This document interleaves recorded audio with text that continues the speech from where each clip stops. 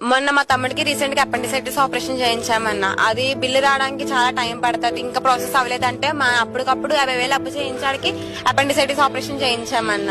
అంతెందుకన్నా జగనన్న ఆరోగ్యశ్రీ వల్లే మా నాన్నగారు బతికారన్న.